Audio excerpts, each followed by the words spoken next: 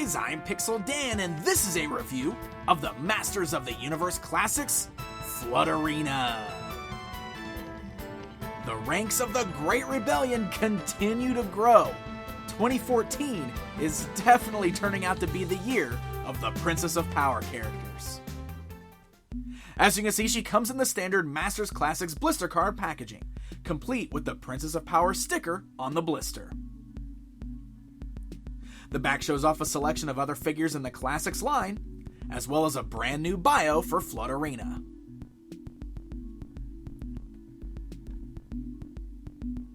Out of the packaging, Flutterina is an absolutely gorgeous figure. She's wearing an orange dress with purple accents on the bodice, highlighted by metallic gold on her belt, wrist bracers, and necklace. The color combination just works so well here, and the paintwork is nice and clean.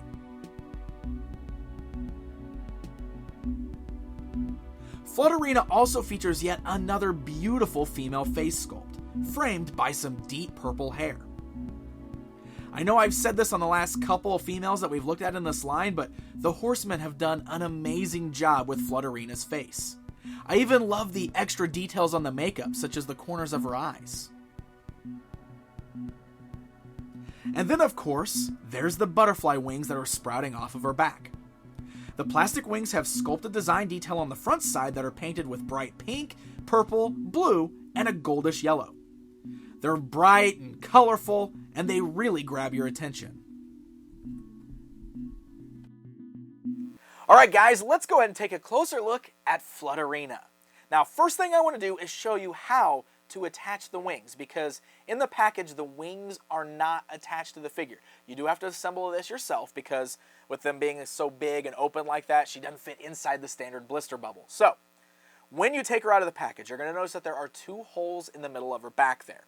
You're also going to notice the way her hair is parted. So she's got kind of a streak going down the middle and then two streaks going down the sides. Now that middle one is meant to go over the back of the wings to kind of cover up the joints, while the two side pieces are meant to go over the front of the wings. So that way it looks like her wings are kind of going through her hair. The wings themselves have a bit of a little peg system on there, just a little peg sticking off. They're kind of a goldish yellow plastic. And you're going to want to make sure you put the colors of the wings facing forward. The back side is just a solid pink. You're going to put those into the little holes on her back, and what you're really going to want to do is push firmly, because the peg should go all the way in the hole. I made the mistake of thinking that it only snapped in part way, and then every little movement I made, the wings were popping off. So it might take you a little bit of work, a little bit of pressure to get them pushed all the way in, because with the joint on there, it does kind of wiggle a little bit. But once you get it all the way in, that is what it's supposed to look like. So you can see the way she's got the middle part of her hair coming off over the back, kind of covers up the joints nicely. The other parts of her hair are coming over the front with her wings.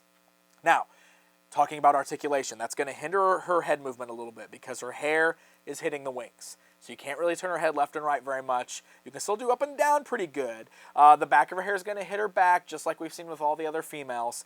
Just be warned, left and right's not going to work quite as good as we would want it to, because it's going to hit those wings.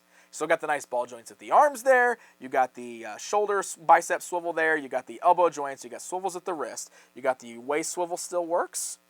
The skirt piece that she's wearing is nice soft gummy plastic, so the legs can actually go outwards pretty far for good straddling of the horses there. You can get her in a decent sitting pose, not great. You can get some nice knee bends there. There's no swivels at the boots, but she does have a pretty tight ankle articulation, and she's got the rockers at the ankles, which are always nice. And then, of course, the wings. They're able to move up and down, and they're able to move front to back, so you can actually flutter the wings. So, there you go, guys. There's a look at Flutterina.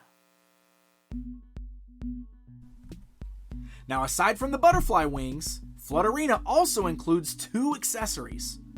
First up, she gets the standard She-Ra style shield, painted in a two-tone orange color with a purple gem embedded. Just like we've seen on all the other figures that included this shield, it's designed to clip onto the left arm. In addition to that shield, she also includes a sword, so she can fly into battle.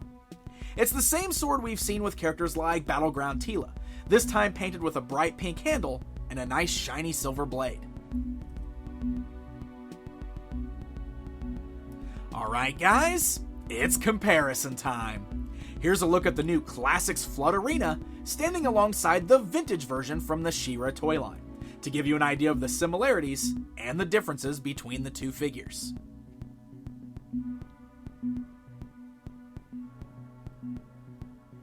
So there you go, guys, a look at the Masters of the Universe Classics Flutterina. Now, we all know the vintage She-Ra toy line was targeted at girls, and a female character with big butterfly wings definitely proves that. While I've personally never had much of an attachment to this specific character, I've got to say, I really love how the Classics figure turned out. The sculpt on this lady is just so absolutely gorgeous that I find it impossible not to love her. The amazing face sculpt, plus the bright colors like that deep purple of her hair and the orange and gold outfit, all just complement each other so perfectly. Masters of the Universe is a world of fantasy, and I welcome this butt-kicking butterfly lady to the fold. Flutterina is part of the 2014 Club Eternia subscription and will be available in August. Until next time,